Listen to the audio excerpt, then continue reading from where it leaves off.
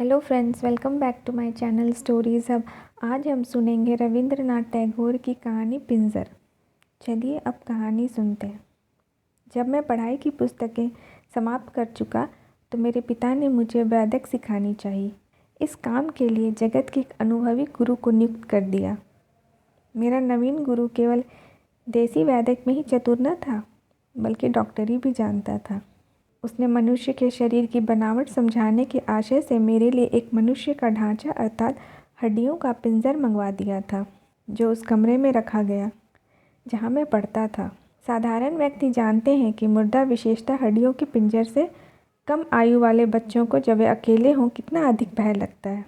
स्वभावतः मुझको भी डर लगता था और आरंभ में मैं कभी उस कमरे में अकेला न जाता था। यदि कभी किसी आवश्यकतावश जाना भी पड़ता तो उसकी ओर आंख उठाकर न देखता था। एक और विद्यार्थी भी मेरा सहपाठी था, जो बहुत निर्भय था। वह कभी उस पिंजर से भयभीत न होता था और कहा करता था कि इस पिंजर की सामर्थ्य ही क्या है जिससे किसी जीवित व्यक्ति को हानि पहुंच सके। अभी हड्डियां हैं, कुछ दिनों पश्चात मिट्टी हो जाएंगी।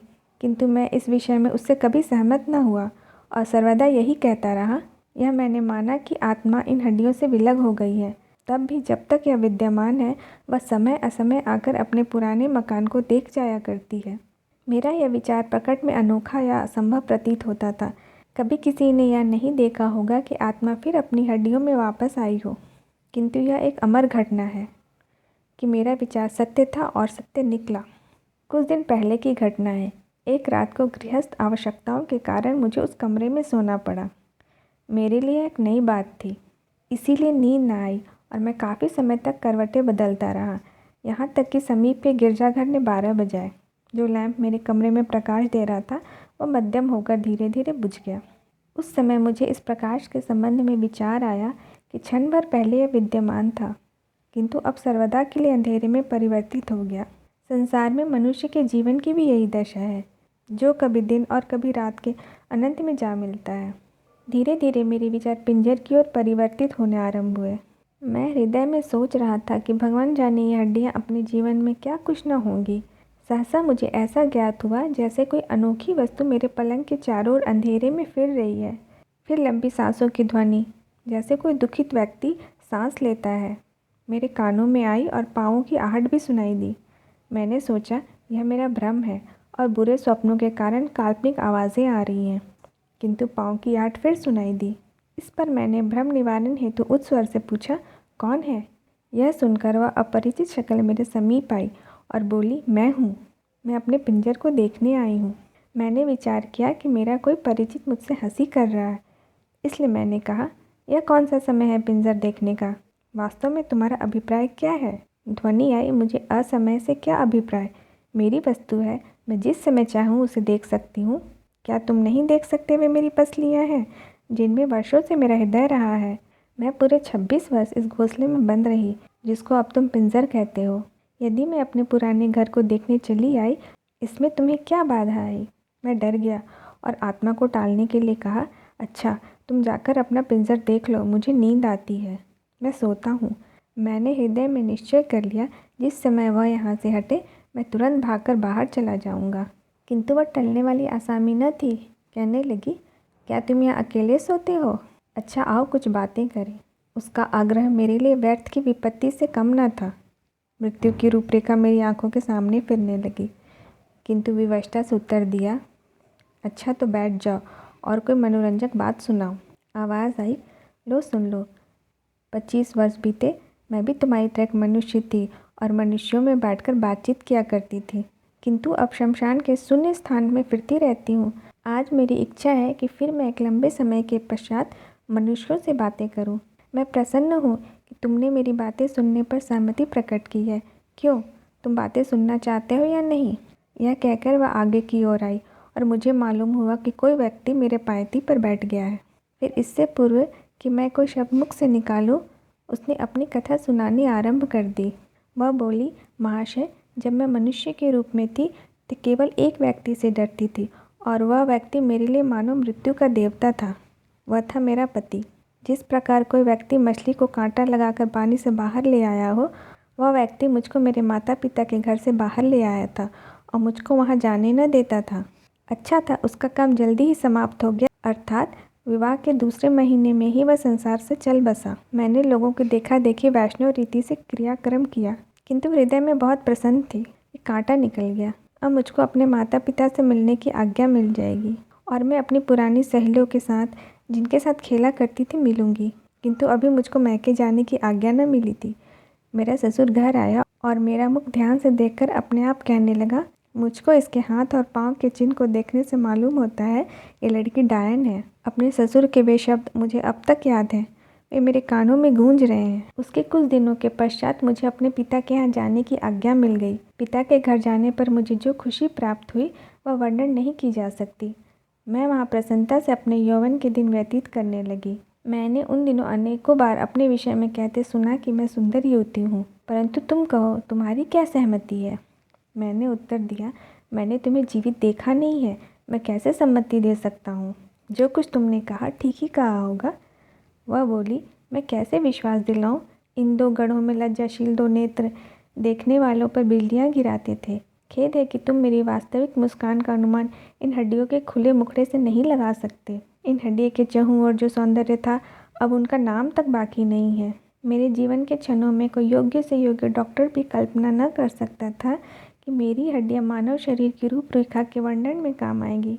मुझे वह दिन याद है जब मैं चला करती थी तो प्रकाश की किरणें एक एक करके मेरे बाल से निकलकर प्रत्येक दिशा को प्रकाशित करती थी। मेरी कोमल और पतली उंगलियां मृणाल को भी लजाती थी।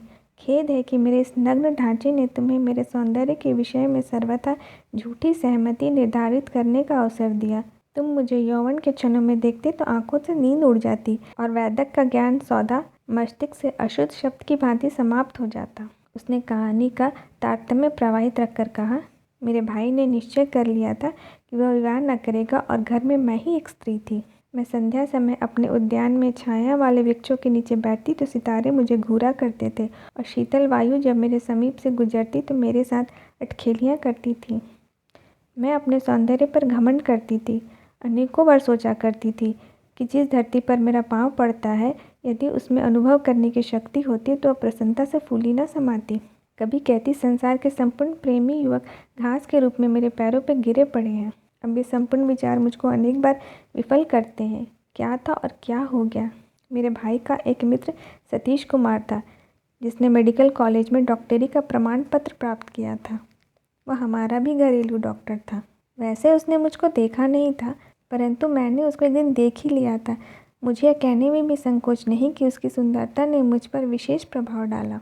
मेरा भाई अजीब ढंग का व्यक्ति था, संसार के शीत ग्रीष्म से सर्वथा अपरिचित। वह कभी गृहस्थ के कामों में हस्तक्षेप न करता था। वह मौन प्रिय और एकांत में रहा करता था, जिसका परिणाम यह हुआ कि संसार से अलग होकर एकांत प्रिय बन गया और साधु महात्माओं सा जीवन बिताने लगा। हाँ, तो वह नवयुवक सतीश कुमार हमारे यहाँ प्रायः आया करता था। यही एक नवयुवक था जिसको अपने घर के पुरुषों के अतिरिक्त मुझे देखने का संयोग प्राप्त हुआ था। जब मैं उद्यान में अकेली होती और पुष्पों से लदे हुए वृक्ष के नीचे महारानी की भांति बैठती तो सतीश कुमार का ध्यान और भी मेरे हृदय में चुटकियाँ लेता। परंतु तुम किस चिंता में हो, तुम्हारे हृदय में क्या बीत रही है। मैंने ठंडी सांस भरकर उत्तर दिया, मैं यह विचार कर रहा हूँ कि कितना अच्छा होता मैं ही सतीश कुमार होता। वह हंसकर बोली, अच्छा पहले मेरी कहानी सुन लो, फिर प्रेमालाप कर लेना। एक दिन वर्षा हो रही थी, मुझे कुछ बुखार था। उस समय डॉक्टर अर्थात मेरे प्रिय सतीश मुझे देखने के लिए आया। यह प्रथम अवसर था कि हम दोनों ने एक दूसरे को आमने सामने देखा और देखते ही डॉक्टर मूर्ति समान स्थिर हो गया और मेरे भाई की मौजूदगी ने होश संभालने के लिए बाध्य कर दिया। वह मेरी ओर संकेत करके बोला, मैं इनकी नब्ज देखना चाहता हूँ। मैंने धीरे से अपना हाथ दुशाले से बाहर निकाला। डॉक्टर ने मेरी नब्ज पर हाथ रखा। मैंने कभी न देखा था कि किसी डॉक्टर ने साधारण ज्वर के निरीक्षण में इतना विचार किया था। उसके हाथों की उंगलियां कांप रही थी। कठिन परिश्रम के पश्चात उसने मेरे ज्वर का अनुभव किया, किंतु वह मेरा ज्वर देखते ही देखते स्वयं ही बीमार हो गए। तुम इस बात को मानते हो या नहीं? मैंने डरते डरते कहा, हाँ बिल्कुल मानता हूँ। मनुष्य की अवस्था में परिवर्तन उत्पन्न होना कठिन नहीं है। वह बोली, कुछ दिनों के परीक्षण करने से ज्ञात हुआ कि मेरे हृदय में डॉक्टर के अतिरिक्त और किसी युवक का विचार तक नहीं। मेरा कार्यक्रम था संध्या समय बसंती रंग की साड़ी पहनकर, बालों में कंघी फूल का हार गले में डालकर, दर्पण हाथ में लिए बाग में चले जाना और पैरों देखा करना। क्यों, क्या दर्पण देखना बुरा है? मैंने घबराकर उत्तर दिया, नहीं तो। उसने कहानी का सिलसिला स्थापित रखते हुए कहा, दर्पण देखकर मैं ऐसा अनुभव करती जैसे मेरे 2 रूप हो गए हैं, अर्थात मैं स्वयं ही सतीश कुमार बन जाती और स्वयं ही अपने प्रतिबिंब को प्रेमिका समझकर उस पर तन मन धन न्यौछावर करती। यह मेरा बहुत ही प्रिय मनोरंजन था और मैं घंटों व्यतीत कर देती। अनेकों बार ऐसा हुआ कि मध्याह्न को पलंग पर बिस्तर बिछाकर लेट और एक हाथ को बिस्तर पर उपेक्षा से फेंक दिया। जरा आंख झपकी तो सपने में देखा कि सतीश कुमार आया और मेरे हाथ को चूमकर चला गया। बस अब मैं कहानी समाप्त करती हूँ, तुम्हें नींद तो आ रही होगी। मेरी उत्सुकता बहुत बढ़ चुकी थी, इसलिए मैंने नम्रता भरे स्वर में कहा, नहीं तुम कहे जाओ, मेरी जिज्ञासा बढ़ती जाती है। वह कहने लगी, अच्छा सुनो। थोड़े ही दिनों में सतीश कुमार का कारोबार बहुत बढ़ गया और उसने हमारे मकान के नीचे भाग में अपनी डिस्पेंसरी खोल ली। जब उसे रोगियों से अवकाश मिलता तो मैं उसके पास जा बैठती और हंसी ठट्टों में विभिन्न दवाई का नाम पूछती रहती। इस प्रकार मुझे ऐसी दवाएं भी ज्ञात हो गई जो विषैली थी। सतीश कुमार से जो कुछ मैं मालूम करती थी वह बड़े प्रेम और नम्रता से बताया करता। इस प्रकार एक लंबा समय बीत गया और मैंने अनुभव करना प्रारंभ किया कि डॉक्टर होश हवास खोए रहता है और जब मैं कभी उसके सम्मुख जाती हूँ तो उसके मुख पर मुर्दनी सी छा जाती है। परंतु ऐसा क्यों होता है, इसका कोई कारण ज्ञात न हुआ। एक दिन डॉक्टर ने मेरे भाई से गाड़ी मांगी। मैं पास बैठी थी। मैंने भाई से पूछा, डॉक्टर रात में इस समय कहाँ जाएगा? मेरे भाई ने उत्तर दिया, तबाह होने को। मैंने अनुरोध किया कि मुझे अवश्य बताओ वह कहाँ जा रहा है। भाई ने कहा, वह विवाह करने जा रहा है। यह सुनकर मुझ पर मूर्छा सी छा गई, किंतु मैंने अपने आप को संभाला और फिर भाई से पूछा, क्या वह सचमुच विवाह करने जा रहे या मजाक करते हो? उसने उत्तर दिया, सत्य ही आज डॉक्टर दुल्हन लाएगा। मैं वर्णन नहीं कर सकती यह बात मुझे कितनी कष्टप्रद अनुभव हुई। मैंने अपने हृदय से बार बार पूछा कि डॉक्टर ने मुझसे यह बात क्यों छिपा कर रखी। क्या मैं उसको रोकती कि विवाह मत करो? इन पुरुषों की बात का कोई विश्वास नहीं। मध्याह्न डॉक्टर रोगियों को देखकर डिस्पेंसरी में आया। मैंने पूछा, डॉक्टर साहब क्या यह सत्य है कि आज आपका विवाह है? यह कहकर मैं बहुत हंसी और डॉक्टर यह देखकर कि मैं इस बात को हंसी में उड़ा रही हूँ न केवल लज्जित बल्कि कुछ चिंतित सा हो गया। फिर मैंने सहसा पूछा, डॉक्टर साहब जब आपका विवाह हो जाएगा तो क्या फिर भी लोगों की नब्ज देखा करेंगे? आप तो डॉक्टर हैं और अन्य डॉक्टरों की अपेक्षा प्रसिद्ध भी हैं। आप शरीर के संपूर्ण अंगों की दशा भी जानते हैं, किंतु खेद है कि आप डॉक्टर होकर भी किसी के हृदय का पता नहीं लगा सकते कि वह किस दशा में है। वस्तुतः हृदय भी शरीर का भाग है। मेरे शब्द डॉक्टर के हृदय में तीर की भांति लगे, परंतु वह मौन रहा। लगन का मुहूर्त बहुत रात गए निश्चित हुआ था और बारात देर से जानी थी, इसीलिए डॉक्टर और मेरा भाई प्रतिदिन की भांति शराब पीने बैठ गए। इस मनोविनोद में उनको बहुत देर हो गई। 11 बजने को थे। मैं उनके पास गई और कहा, डॉक्टर साहब 11 बजने वाले हैं, आपको विवाह के लिए तैयार होना चाहिए। वह किसी सीमा तक चेतन हो गया था, बोला, अभी जाता हूँ। फिर वह मेरे भाई के साथ बातों में तल्लीन हो गया और मैंने अवसर पाकर विष की पुड़िया जो मैंने दोपहर को डॉक्टर की अनुपस्थिति में उसकी अलमारी से निकाली थी, शराब के गिलास में जो डॉक्टर के सामने रखा हुआ था डाल दी। कुछ क्षणों के पश्चात डॉक्टर ने अपना गिलास खाली किया और दूल्हा बनने को चला गया।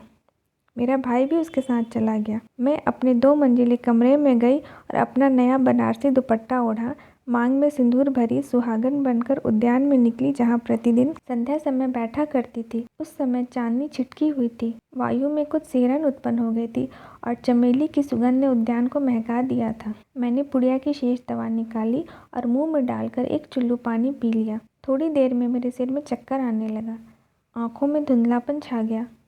चांद का प्रकाश मध्यम होने लगा और पृथ्वी तथा आकाश, बेल बूटे, अब मेरा घर जहाँ मैंने आयु बिताई थी, धीरे धीरे लुप्त होते हुए ज्ञात हुए और मैं मीठी नींद में सो गई। 1.5 साल के पश्चात सुख स्वप्न से चौंकी तो मैंने क्या देखा कि 3 विद्यार्थी मेरी हड्डियों से डॉक्टरी की शिक्षा प्राप्त कर रहे हैं और एक अध्यापक मेरी छाती की ओर बेत से संकेत करके लड़कों को विभिन्न हड्डियों के नाम बता रहा था और कहता है, यह हृदय है जो विवाह और दुख के समय धड़कता है। अच्छा, अब मेरी कहानी समाप्त होती है। मैं विदा होती हूँ, तुम सो जाओ। If you like this story please like, share and subscribe my channel. Thank you.